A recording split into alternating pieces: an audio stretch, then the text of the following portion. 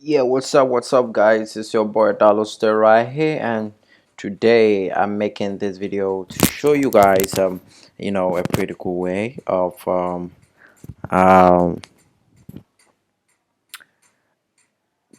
adding external CSS to an HTML page.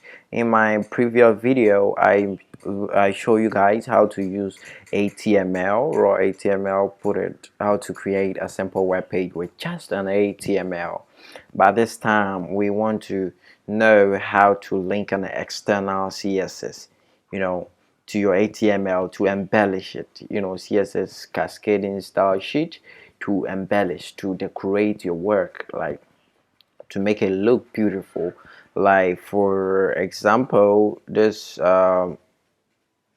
website, I'm working on my official website, and you can see that the website I'm working on is this is a JavaScript effect for this movement, and for this button to get this color we use something called CSS. We style it to get this shape and color and a lot of things here, and all the things here we use CSS to style them. So now let's get into this video, show you very soon my official website will be launched. Yeah, so let's get into this video, and then see what we're gonna do. So we got to create a new folder on desktop. I've created mine called website, so you can open this website. Inside, if you have Sublime, let me use Sublime Test. Most of you may have Visual Studio Code, but let's use Sublime Test. If you don't have Sublime, you have to get Sublime Test 3, because in my previous video we learned how to use HTML editors. We have Sublime Test, we have Visual Studio Code, but in this video I'm using Sublime Test. So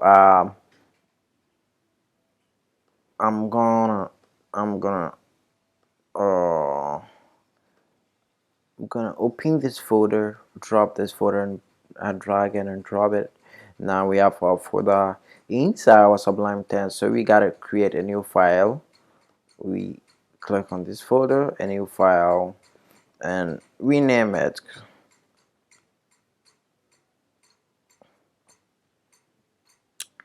Rename it index.html.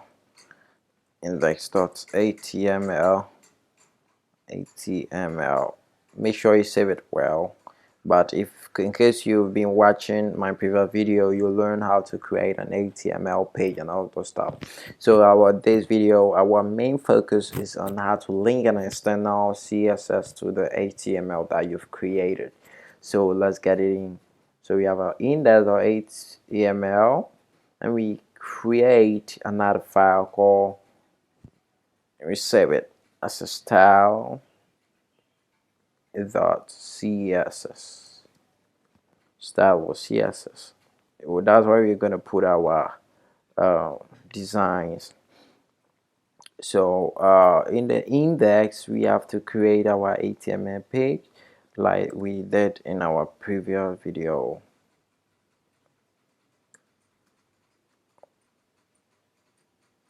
Oh, something is wrong.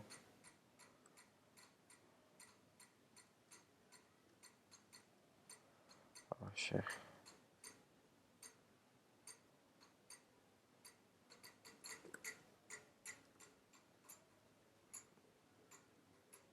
I don't know what's going on, but okay, so let's create a simple HTML page. Then we create, I will not spend my time on that because in my previous video we covered this.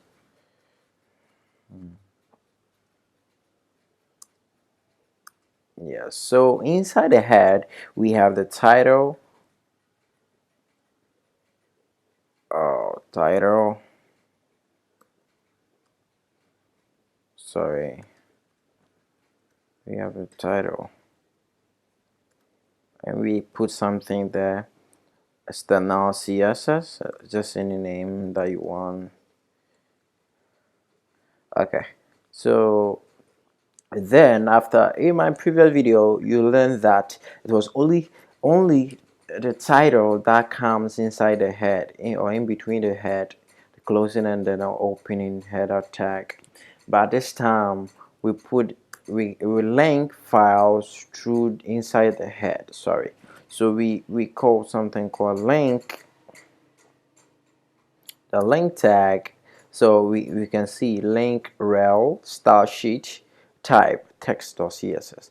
So href is going to be the path or where your style sheet file is located. So you just put your style, the name that you've given to this file here, style.css. So now we've linked our external, this file, to our index. So any design that we make here is going to appear on the index page. But first of all, let's open our website folder and then try to view whatever we're doing in the web browser.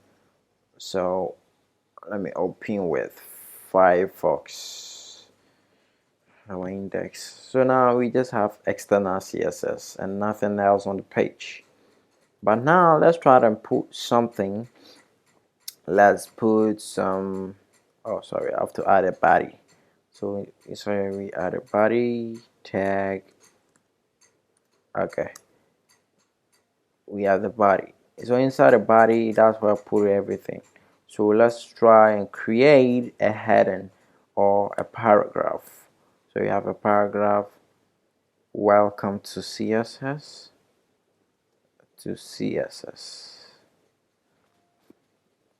Then as you can see, if you refer to page, we have a normal text, paragraph text there. But now if we want to style it, this time we don't style it on this page.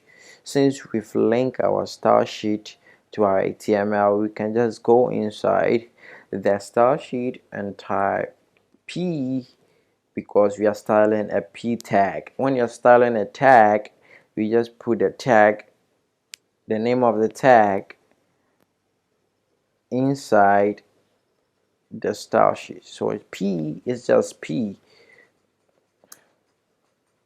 and you bring this. You just put your properties.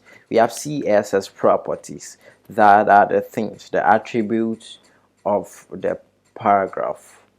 What are its properties? What it can do?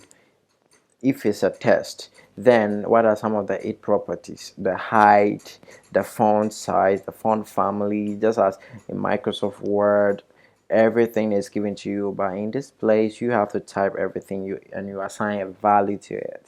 So now if you want to increase the font size, we have font size, and we can give it 20 pixels.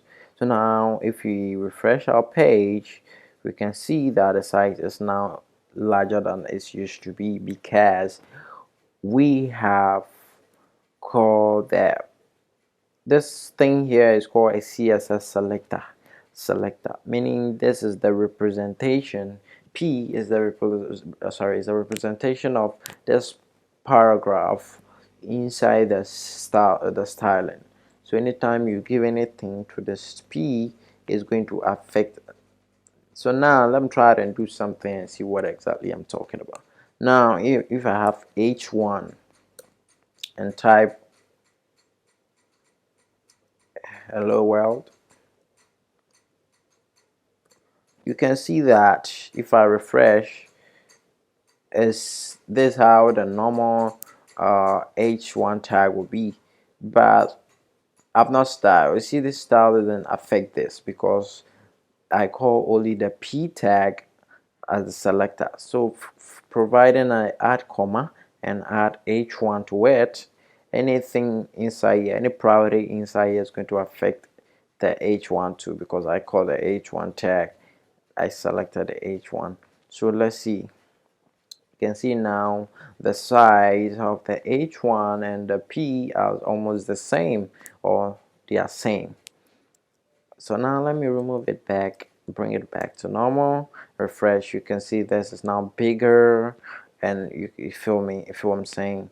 Yeah, so you can see one thing, but you can also create a separate, providing you want them to have a different, completely different effect. You can just write h1 and change the background color to maybe sea green, and let's see. There we go. We have only, because we are assigning this property to only h1.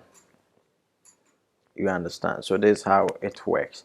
But maybe providing we have a whole lot of h1 tags on the page. For example, here we have h1 saying hello world, and we will have another h1 saying maybe dollar soft. So you can see now they are all containing the same attribute, you know, they are all having the same properties, because they are all heading one tags, and you've styled them here that all h1 background color should be shea green. But if you want to distinguish one h1 from the other, so that they will all have a different, completely different, even though they are all heading one, but they will get completely different features, there that we introduce a class to them. So you add a class to the one that you want to differentiate. So you can create a class ds. The class name can be anything, but this thing that you have called here is exactly what you are going to use as your CSS selector for this particular heading one. So to give the second h1 a different, you can say dot is for class. Anytime you want to use a class in your CSS, for example class ds, you bring, note this, when we were using the tag, we just write the tag there p. If it's h1, we write h1. If it's body, we just write body.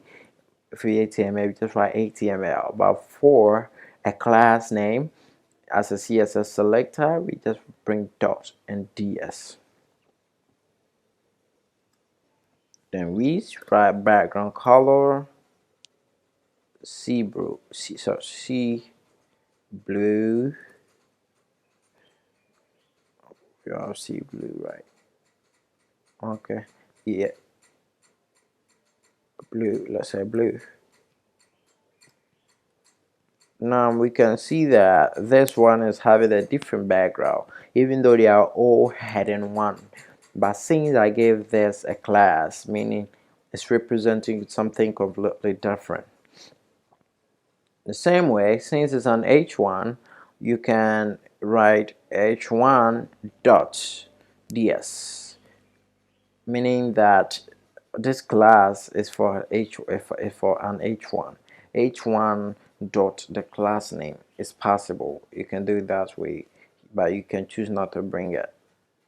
Still, let's refresh and see. It's still going to work. It's working. So let's say this time around we have another p, and welcome to HTML. Okay, we have welcome to HTML. You see they are all having the same algorithm, but now we want to give them a different property. So we can use the same format. You give it a class to the one that you want to change something from, because they are all p, but to differentiate one p from another p, we give one a class. Maybe class p HTML. That's a class name. So to decorate this particular class paragraph, we call p, we create another p, a p dot p html, meaning we are referring to the second welcome to HTML, because we've given it a class of that name, and I told you that class use dots in front of it, then dots before the name of the class to get it for me. So this, we can say a background color of ash. I'm giving it a different F1, sorry, 116699. Okay, now we can see that this is having, even though they are all P, but this one is having a different property. So these are how we style using the normal tag and then the classes to differentiate them. You know, it's gonna be easy for you if you really want to make it easy. And inside CSS, you can go online and learn a whole lot of property. We have font size, we have background color, we have color, which is going to be the text color. Color is going to be gray, something like that. So just like Microsoft, where you have all our property and those stuff, you can see the color is not gray. So you can learn all the properties. We same way that we have something called a div. A div is a division. So we can create a division here. We can create a div. But creating a div doesn't mean it automatically creates something special for you. It's just some kind of division. But to make it so special, to design it well, you have to give a div a class. Div class, maybe box.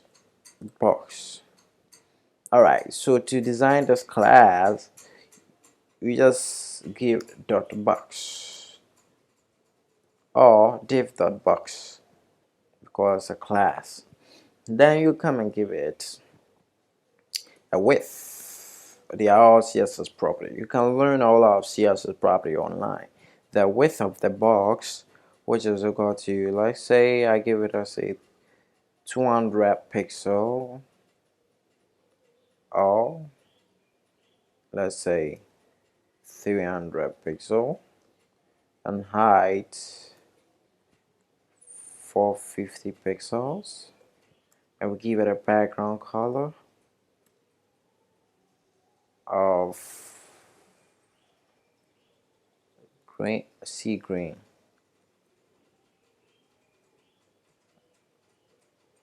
Okay, and then right now let's see what we got. Okay, so you can see now we have a division, but the decoration of the division I've created something special. So we have, since I gave it a class name box, we are styling this box. So you can use the margin left. Margin left means you are moving the box away from the left to the right, towards the right. So you can see you are moving it away by 30 pixels of 100 pixels, and see what we've got. Okay, it's moving a little bit, but you can make it a percentage so that it will move faster. Sorry guys. So we can make it maybe 250 pixels. Okay, and we can, you know, increase the size of the width of the box. Let's say 350 pixels. Okay, and now we want to make the edges round. We can say border radius,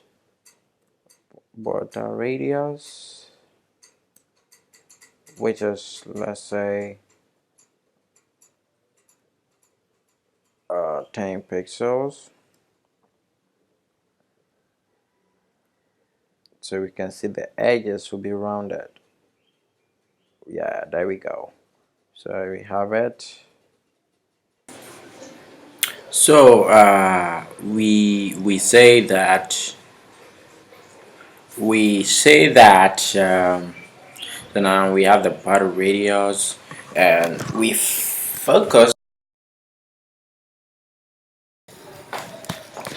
gonna focus on. Wait, hold on, babe. Hold on. Okay, so we focus on.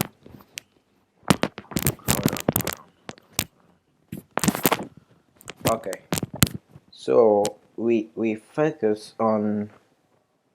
We are done with the battle radius.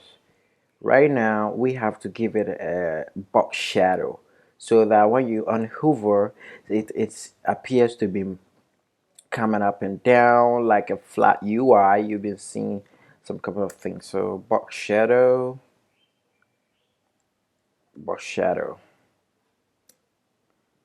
Then you do 0.001 RAM. I don't know what that RAM means, but I use it a whole lot of times. 0.001 RAM.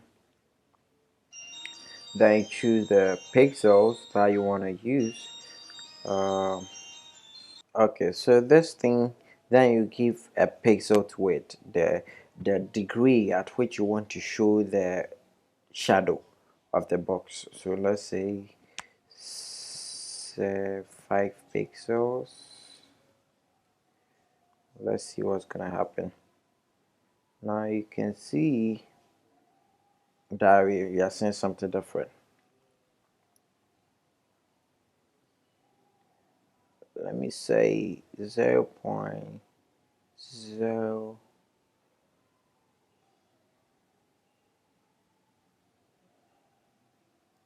10 pixels. Wow. Okay. Let me say black, the color of the shadow. Let's see. Yeah, by default it's black. So let's say 20 and see what's gonna happen. 20 pixels.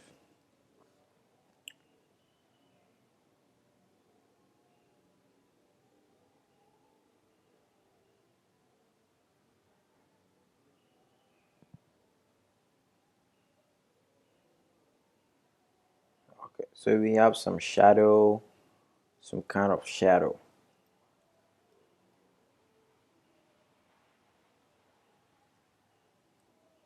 Let me see something.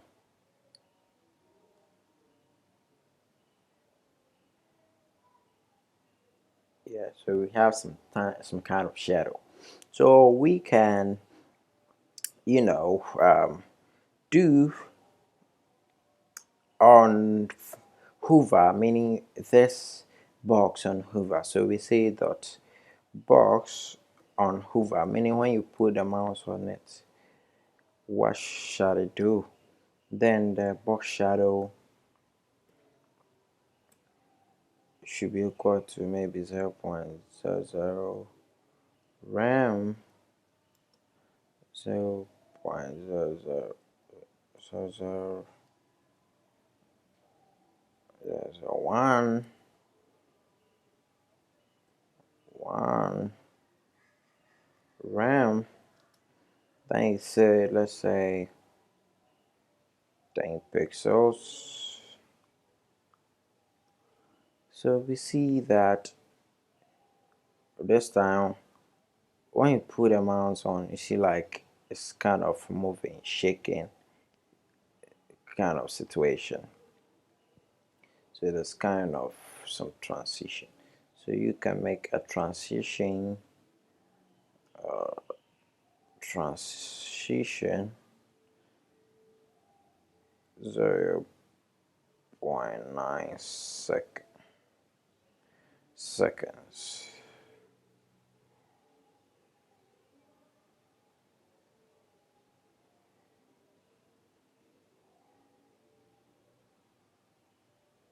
This is going slowly. You can see that it's moving slowly down course I increase the seconds, the transition.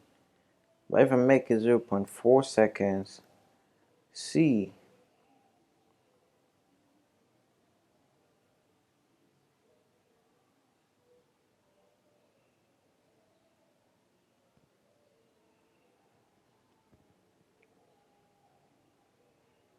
yeah, so that's what I'm talking about. I hope you enjoyed this video.